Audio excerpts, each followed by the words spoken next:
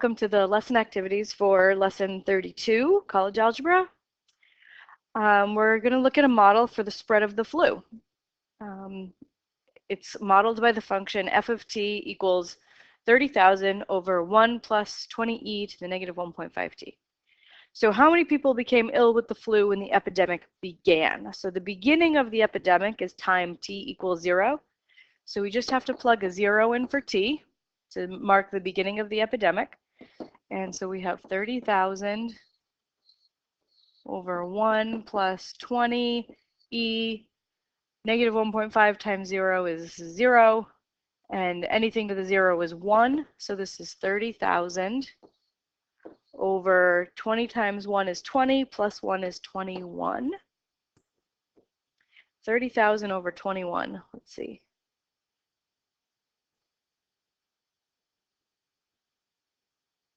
Let's just call that 1,429 people.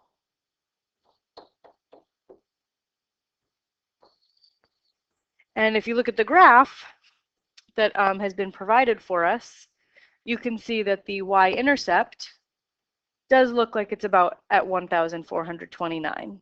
It's way below 5,000. All right, how many people were ill by the end of the 4th week? So now I just plug in a 4 for t. 30,000 over 1 plus 20 e to the negative 1.5 times 4. And I'm going to have my calculator do all of that this time. 30,000 divided by, I'm going to put parentheses around my whole denominator, 1 plus 20 e to the negative 1.5 times 4. Close my parenthesis. And we're going to call that 28,583.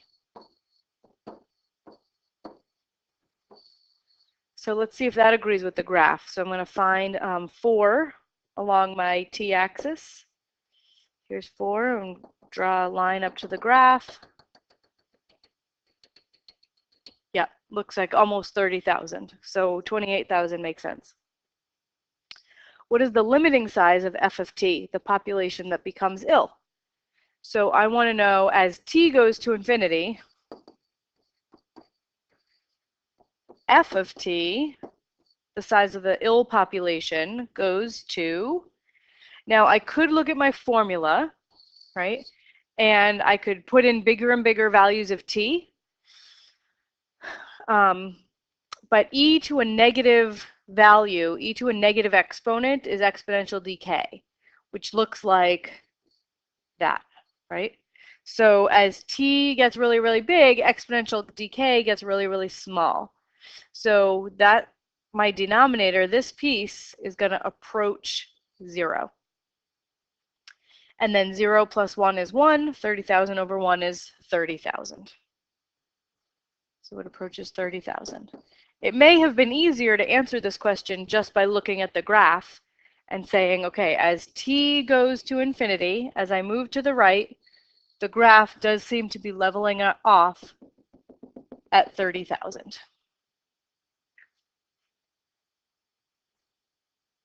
Which means that my horizontal asymptote is the line y equals 30,000.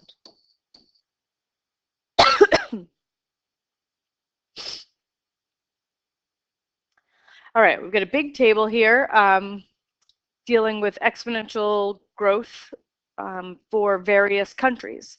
What is their population? How fast are they growing? Let's write a model for each of them. So for example, for the United States, its 2010 population was 309.6 million. Its annual growth factor was 1.00969. And we're going to calculate its continuous growth rate. And remember that B and K are related, right? So K is just the ln of B. So I'm just going to take the ln of my growth factor, 1.00969, and I get 0.00964. which means that my exponential growth model A naught times B to the T. Here's my A naught, here's my B, just throw those in.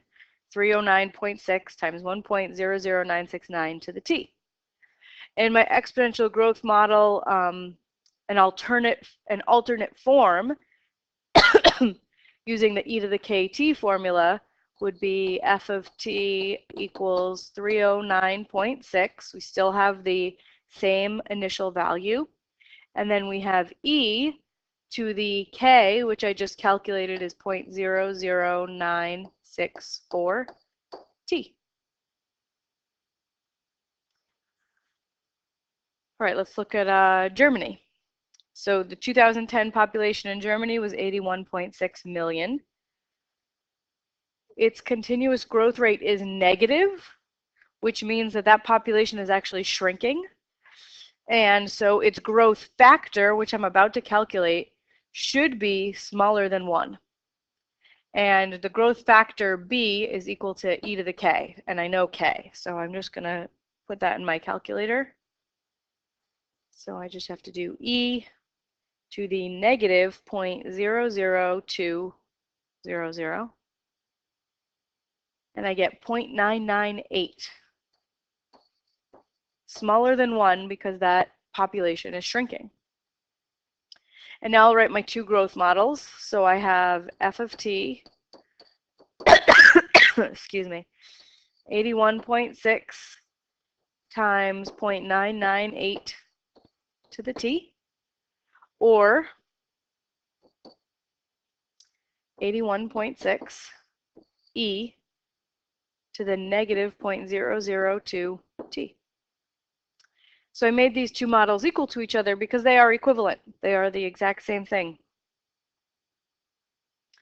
All right, Qatar, 1.7 million in 2010, has a growth factor of 1.112, which means its growth rate, its continuous growth rate, is just the ln of that number. The ln of 1.112 is 0.1062. So my models, f of t, are going to be 1.7 times 1.112 to the t, or 1.7 e to the kt, and k is 0.1062.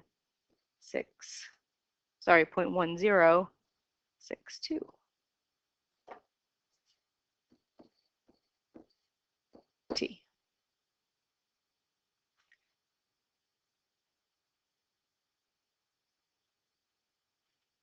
Okay, China.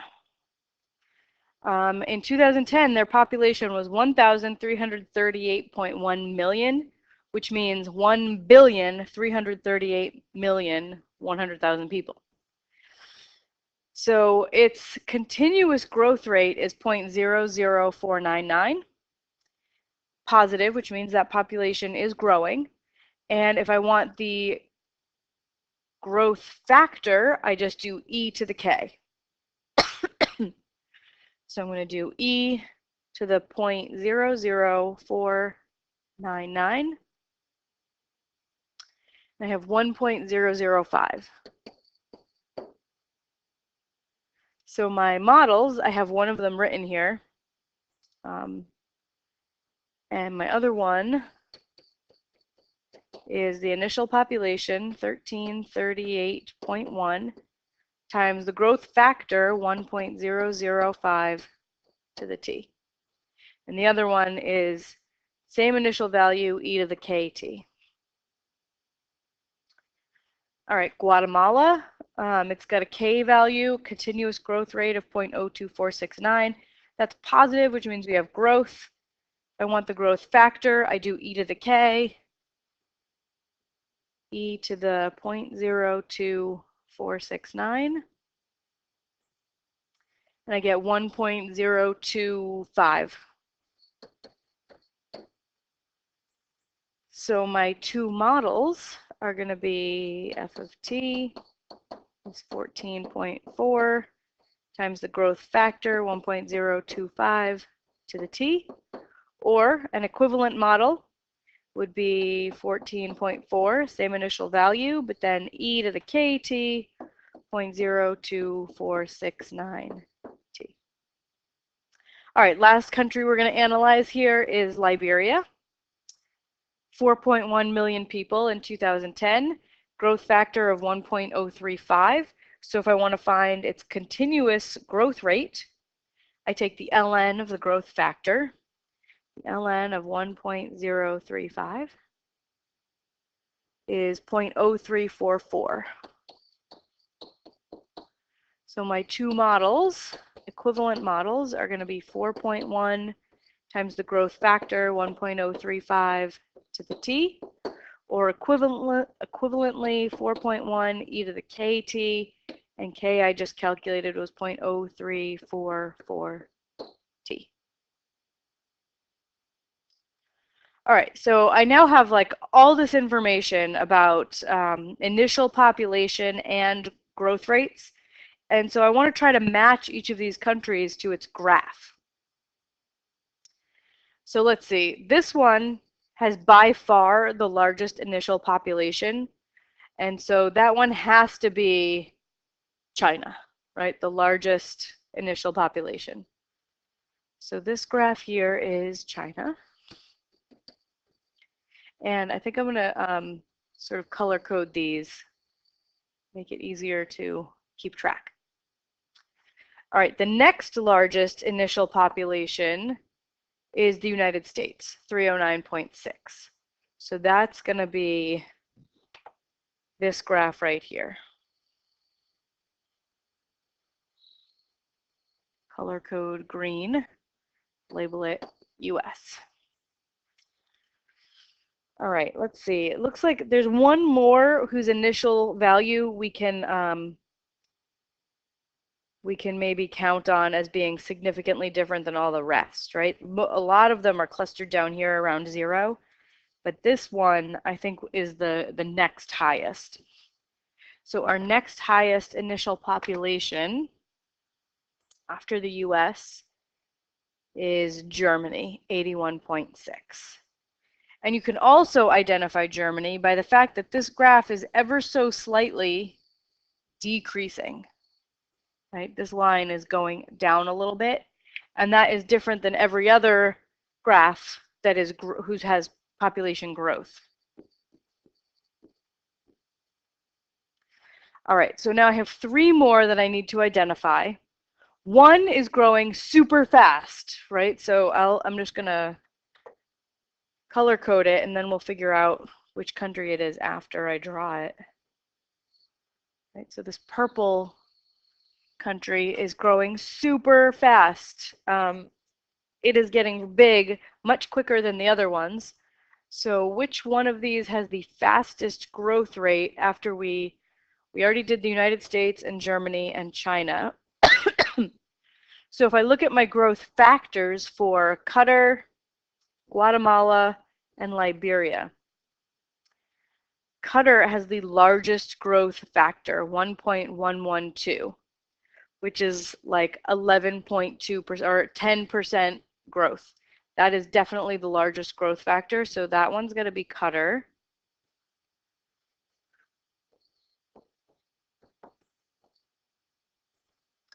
Now I just have 2 left, Guatemala and Liberia.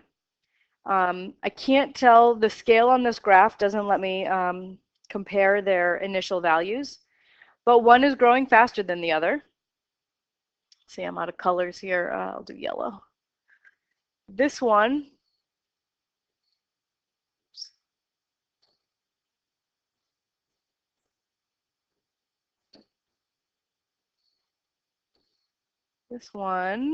is growing faster. It's getting bigger.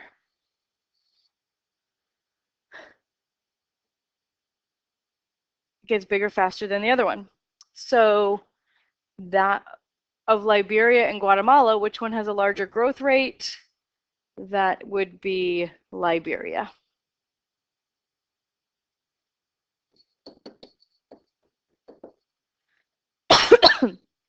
Okay, and then the last one would have to be Guatemala.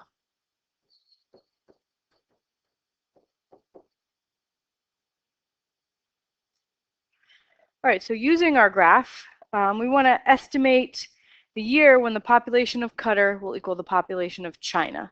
So that's where those two graphs intersect, right here.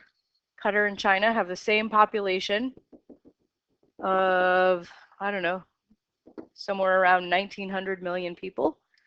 And that would happen at time, not quite 70, maybe 65 years. Very rough estimate from the graph. So that's 65 years after 2010, because 2010 was our initial time. So that's 2075. So keeping in mind that Qatar's land area is only about 4,500 square miles, comparable to Connecticut, while China's land area is 3.705 million square miles. So I'm pretty sure that Qatar's model with an annual growth rate of 1.112, sorry, that's an annual growth factor of 1.112, is not sustainable. You cannot fit 1,900 million people into Connecticut. So no.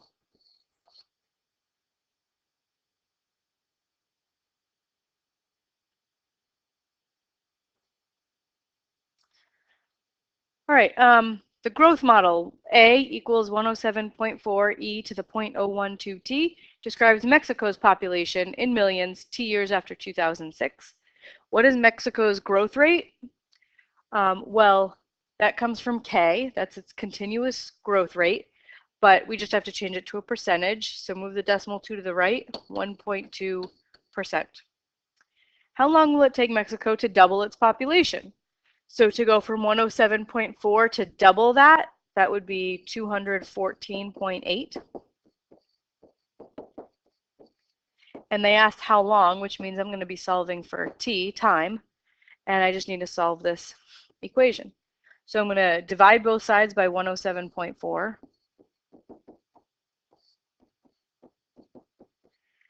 So I get 2 equals e to the 0.012 t.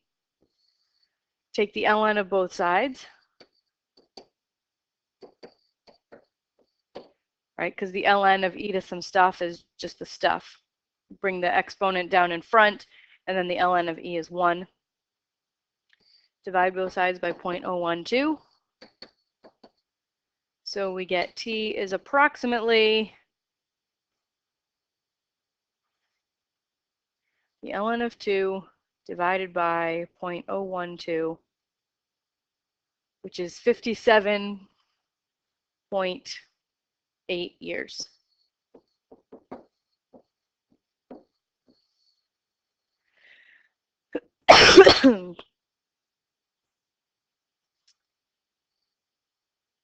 All right, so this problem is about something called Newton's law of cooling. If an object is put in an environment that has a fixed temperature, and we call that fixed temperature T sub S for surrounding temperature, and if D naught or D sub 0, that's the initial temperature difference between the object and its surroundings, then its temperature T at time little t is modeled by Newton's law of cooling. So temperature at time t is your surrounding temperature, or the room temperature, or the oven temperature, whatever temperature is surrounding your object, plus the initial difference between the object and the surrounding temperature, times e to the negative kt. K is going to vary depending on the situation. So it depends on the insulation of the surrounding the enclosure of what of the object.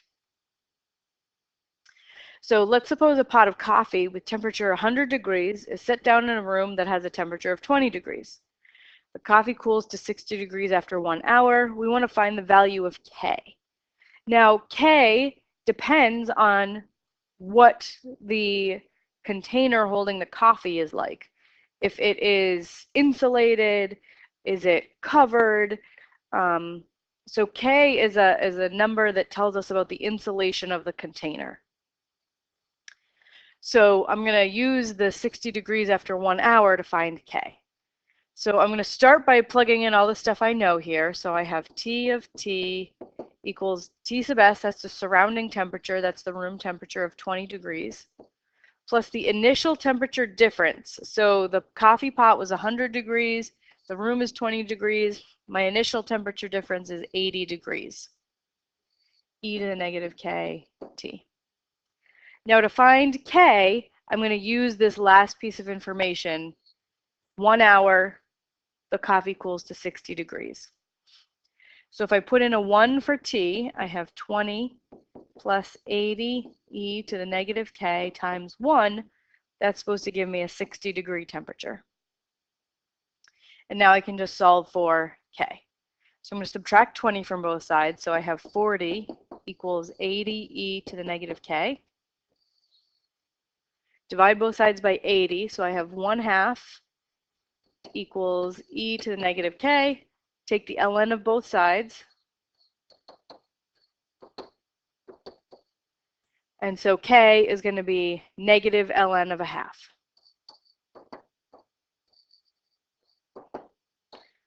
And I could get a number for that. Negative ln of 0.5 is 0.693.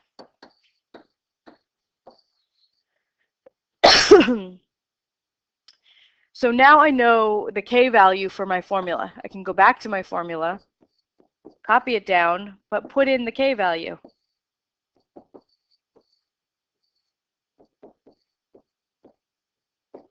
And now I can use that formula to answer this question, find the temperature of the coffee after 1/2 hour.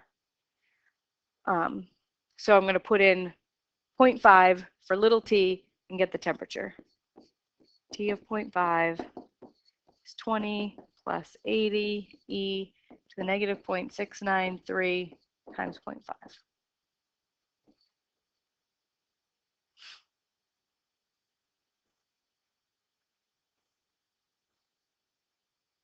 20 plus 80 e to the negative 0.693 times 0.5. I get 76.57 degrees.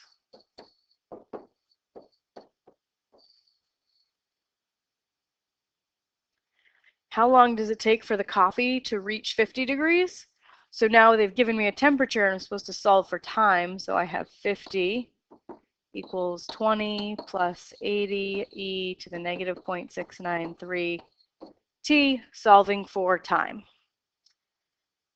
All right, so I'm going to start by subtracting 20 from both sides. So I have 30 equals 80 e to the negative 0.693 t.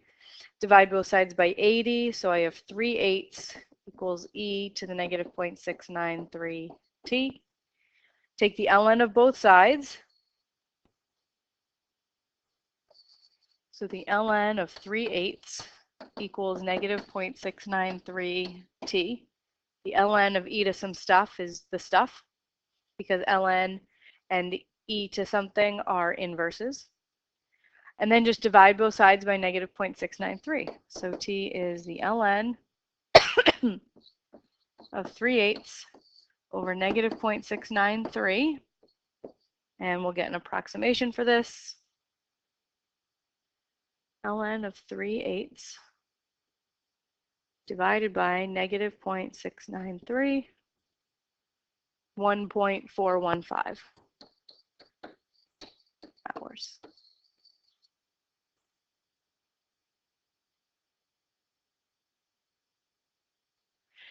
Oh, they asked me to round to the nearest minute. This is hours. So if I want to know minutes, I would multiply by 60. Times 60 minutes in an hour, it's 84.92 minutes. So to the nearest minute, this would be 85 minutes. Or 1 hour, 25 minutes.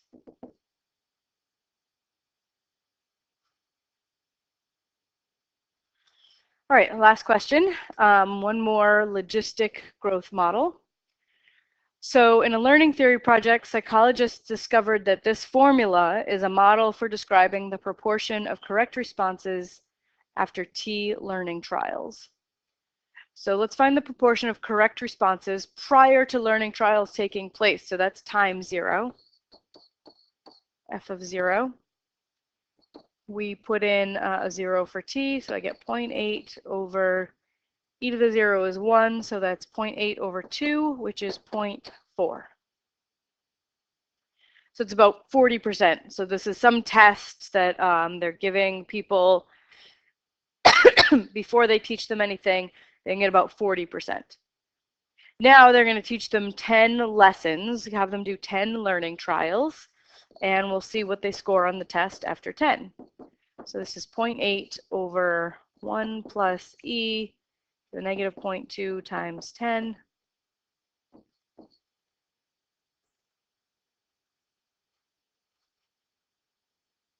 Put parentheses around that whole denominator. 1 plus e to the negative 0.2 times 10 is a 70. Okay, so after 10 learning trials, our proportion correct is about 0.7 or 70% on the test. What is the limiting size? So after we just do lots and lots and lots and lots of learning trials, we want to know what happens to the score as the number of learning trials goes to infinity. So I'm just going to copy the formula here.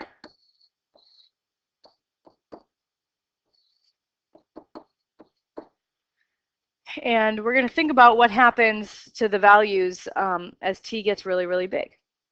So this piece of the formula, when t gets really, really big, that's going to be e to a negative big number, which is going to get smaller and smaller and smaller.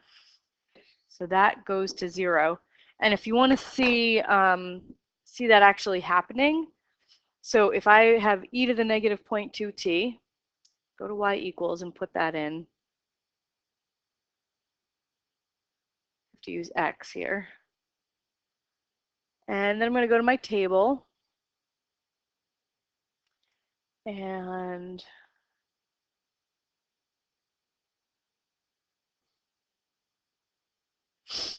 okay, I'm going to put in 10 trials, 100 trials, 1,000 trials. And you can see that these numbers are getting super small because this e to the, like e negative 9, that means move the decimal place 9 to the left, 9 places to the left. And 1,000,000 trials,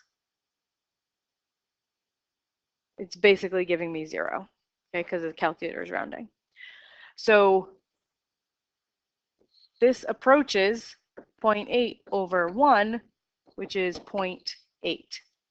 So that is my long run behavior. As you do more and more trials, your score will approach 80%. And one extra little tidbit, I just wanted to show a picture of some more logistic growth. This is a scatter plot showing the population of North American bison in Yellowstone National Park.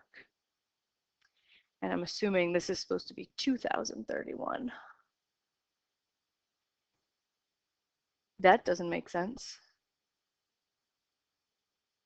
1931, I bet. 1902 to 1931. There we go. And so you can see this classic increase, looks like exponential growth, but then it starts to level off. And that we call that an S-shaped curve.